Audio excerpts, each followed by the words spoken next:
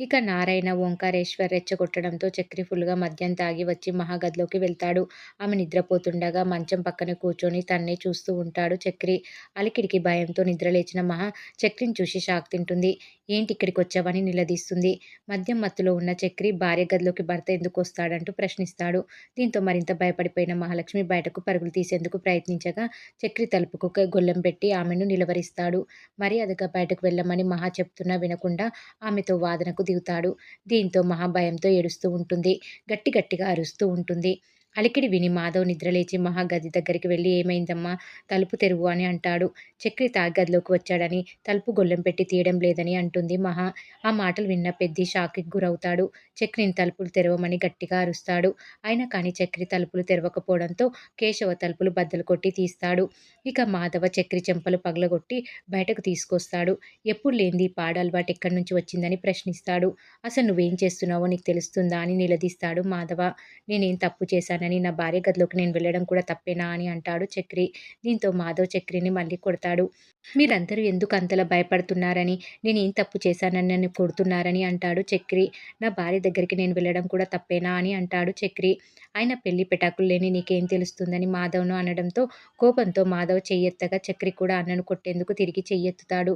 దీంతో కేశవ కల్పించుకొని మర్యాదగా చెయ్యి దించకపోతే ఆ చేతిని నరికేస్తానని చెప్పడంతో చక్రి చెయ్యి దించుతాడు. వెంటనే కేశవ చక్రిని లాక్కొని తన గదిలోకి తీసుకెళ్తాడు. ఇక చక్రి చేసిన పనికి మహా భయంతో వణికిపోతూ ఉంటుంది. ఏడుస్తున్న మహాకు నారాయణ క్షమించమని చేతులెత్తి దండం పెట్టి కన్నీరు పెట్టుకుంటూ అక్కడి నుంచి వెళ్ళిపోతాడు. "మన ఇంట్లో నాకు భయమేముంటుందని కనీసం తలుపుకి గొళ్ళెం కూడా పెట్టుకోలేదని, చక్రి ఇలా చేస్తాడని ఊహించలేకపోయానని" మహా పెద్దితో చెప్తుంది. "నువ్వు లోపల అంత ధైర్యంగా పడుకున్నావంటే బయట మేమున్నామనే కదమ్మా" అని అంటాడు మాధవ. "ఇది చక్రి ఒక్కడిని తప్పు కాదని, నీకు రక్షణ కల్పించకపోయినా మా అందరి తప్పని" అని అంటాడు మాధవ. "మరోసారి ఇలా జరగకుండా నేను చూసుకుంటానని చెప్తాడు. నీ రక్షణ కోసం లోపల గడియ పెట్టుకొని పడుకో అమ్మా" అని చెప్పి వెళ్ళిపోతాడు మాధవ. ఇక చక్రిని మళ్ళీ నాలుగు పీకి నెత్తిన బకెట్ నీళ్లు పోసి వాడిని గదిలోనే పెట్టి బయట గడియ పెట్టి మాధవ వెళ్ళిపోతాడు. ఇక తెల్లవారగానే మహా ఎవరితో మాట్లాడకుండా కోపంతో ఇంట్లో నుంచి వెళ్ళిపోతుంది. మాధవ్ పిలుస్తున్నా వినకుండా వెళ్ళిపోతుంది. దీంతో మాధవ్ మళ్ళీ మన ఇంటికి శని పట్టుకున్నట్లేనని, మళ్ళీ మన ఇల్లు పాడుబడిపోతుందని అనుకుంటూ ఉంటాడు. మత్తు దిగిన తర్వాత తను ఏం చేశాడో తెలుసుకొని చక్రి అందరికీ సారీ చెప్పి మాట్లాడేందుకు ప్రయత్నిస్తాడు. కానీ ఎవ్వరూ అతనితో మాట్లాడరు.